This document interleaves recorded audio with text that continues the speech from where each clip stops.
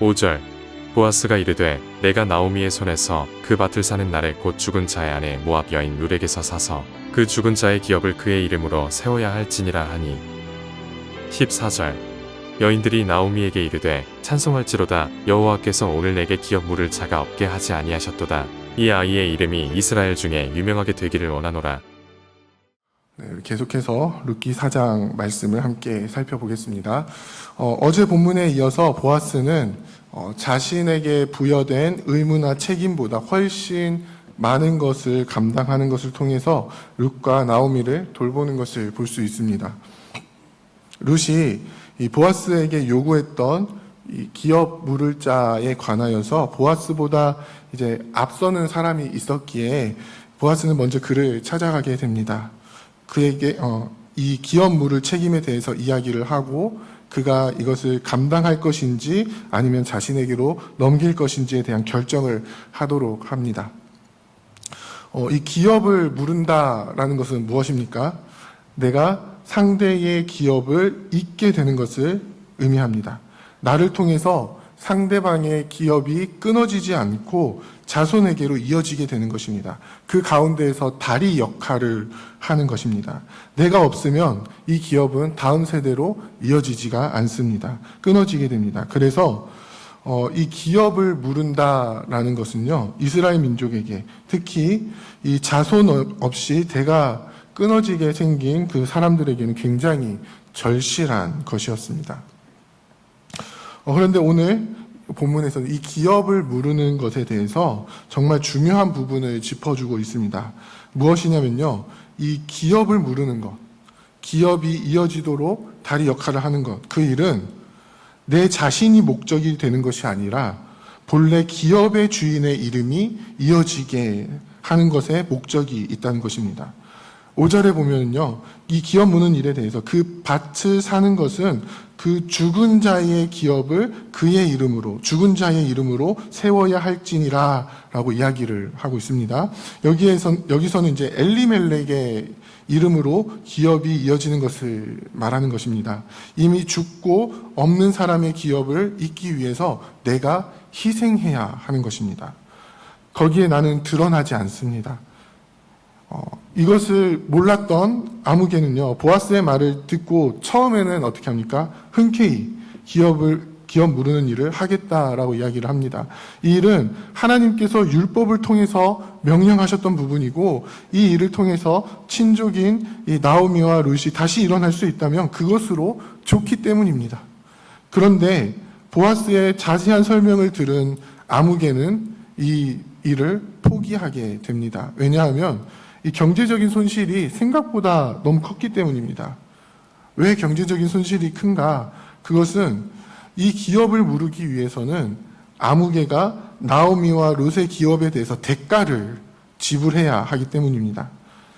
1장에서 베들레헴에 흉년이 들어서 엘리멜렉과 나오미가 모압으로 떠날 때에 그들은 아마 자신의 기업을 팔았을 것입니다. 이미 그들은 자신들의 기업을 판 돈을 가지고 모압에서 살았습니다. 그리고 그 모든 것이 비워졌습니다. 그들에게 남아있는 것은 아무것도 없습니다. 그런데 이러한 상황 속에서 기업 물을 자가 해야 하는 일은 엘리멜렉이 기업을 판 돈, 그 가치, 그 대가를 엘리멜렉 대신에 다시 치러야 하는 것입니다. 나오미와 룻에게는 그것을 치를 능력이 없기 때문에 기업을 되찾지 못하고 있는데요. 기업 물을 자가 그 대가를 대신 치러주고 그 기업을 다시 나오미에게로 돌려주게 되는 것입니다. 그런데 그 과정에서 기업 무르는 자에게는 그 어떠한 콩고물도 떨어지지 않습니다. 철저하게 죽은 자의 이름이 이어질 수 있도록 하고 대가를 대신 치른 다음에는 죽은 자의 이름으로 기업이 세워질 수 있도록 기업 무를 자는 최선을 다해야 하는 것입니다. 물론 이 일에 대해서 율법은 무조건적인 강제성을 띠고 있지는 않습니다. 보아스가 이 아무개에게 선택을 할 수 있도록 잘 설명하는 것을 보면은 자신이 감당할 수 있는 수준에서 이 기업 무르는 일들을 할 수 있도록 율법은 정하고 있습니다. 하지만 보아스가 설명하고 있는 이 기업 무르는 일의 이런 본질적으로 무엇을 이야기하고 있는가? 그것은 바로 대신 대가를 치르는 것. 내가 치를 수 없는 이 대가에 대해서, 내가 책임질 수 없는 것에 대해서 기업 물을 자가 대신 대가를 치르고 책임지는 것을 이야기하고 있습니다. 그리고 기업 무르는 일을 통해서 무너져버린 엘리멜렉의 기업을 다시 세우고 아무런 능력이 없는 나오미와 룻이 다시 살아갈 수 있도록 그 기반을 세우는 것을 보아스를 통해서 지금 이야기를 하고 있고요. 아무개는 그것을 포기했지만 보아스는 끝까지 그것을 감당하고 있다라는 것입니다. 사랑하는 부평교회 성도 여러분, 우리는 모두 이 기업 무르는 자의 은혜를 입고 살아가는 사람들입니다. 우리가 이 사실을 기억하며 살아갔으면 좋겠습니다. 우리는 어떤 은혜를 입었습니까? 우리의 힘으로는, 우리의 능력으로는 치를 수 없는 우리의 삶을 무너뜨리고 하나님께로 나아갈 수 없게 만드는 이 죄의 문제를 대신 해결해 주시는 놀라운 은혜를 경험한 사람들입니다. 예수 그리스도를 통해서 우리의 죄책을 대신 지게 하시고 무너졌던 우리의 삶을 다시 일으키시고 다시 살게 하시는 은혜, 다시 생명을 얻게 하시는 은혜를 경험한 사람들입니다. 우리는 죽은 자들이었지만 예수 그리스도의 생명을 통해서 다시 살게 하시고 우리의 이름으로 다시 일어나게 하시는 놀라운 은혜를 경험한 사람들인 것입니다. 그래서 사도 바울은 뭐라고 고백합니까? 더 이상 내가 사는 것이 아니라 내 안에 그리스도께서 사시는 것이다 라고 고백을 하고 있습니다. 오늘 본문 마지막에서도요, 이렇게 보아스를 통해서 기업 물을 자의 은혜를 입은 나오미와 룻을 통해서 어떤 일이 일어나게 하십니까? 바로 하나님께서 친히 이스라엘을 위해 기업 물을 자가 되셔서, 지금 이스라엘은 어떤 상황입니까? 왕이 없으므로 각자 자기 소견에 옳은 대로 살아가고 있는 그 이스라엘 가운데 참된 왕을 세우시기 위한, 진짜 하나님이 원하시는 왕을 세우시기 위한 그 작업을 하고 계신 것입니다. 무너져버린 이스라엘을 다시 세우시기 위해서,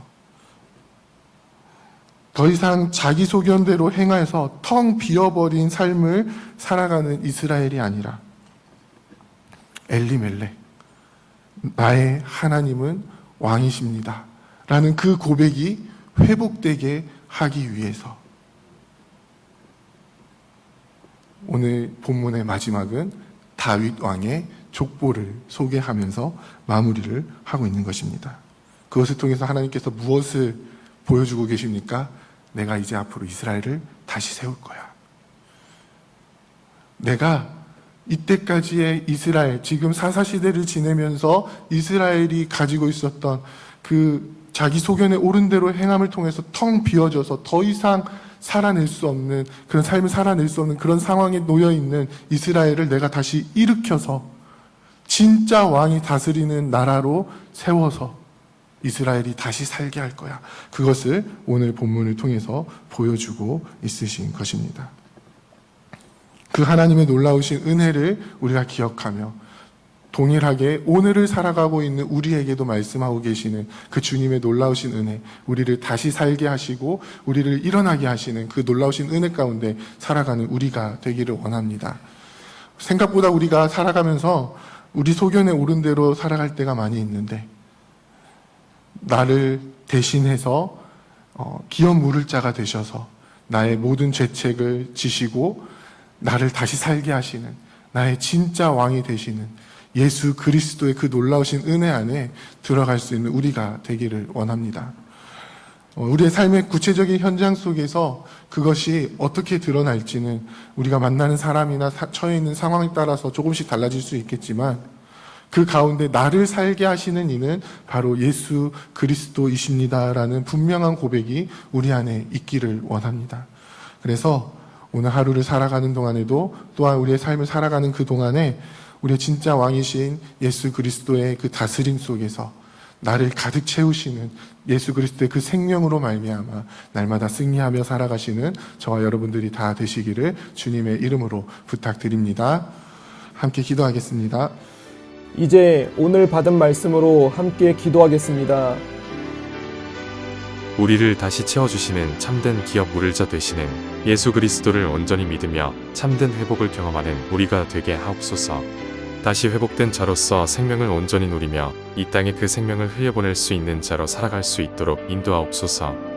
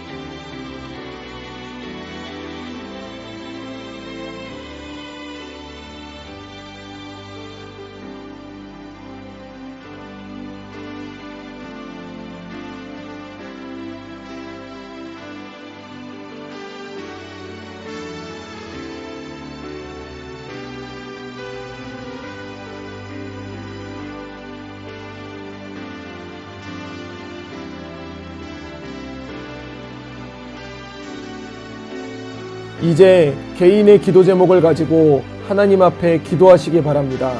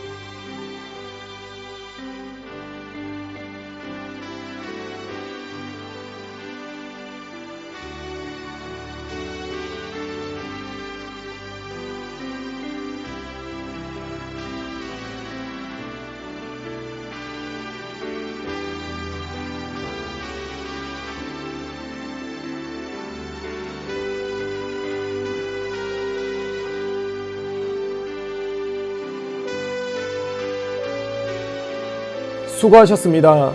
오늘도 하나님의 인도하심 가운데 승리의 하루를 보내시는 우리 재건부평교회 모든 성도님들이 되시기를 주님의 이름으로 축복합니다.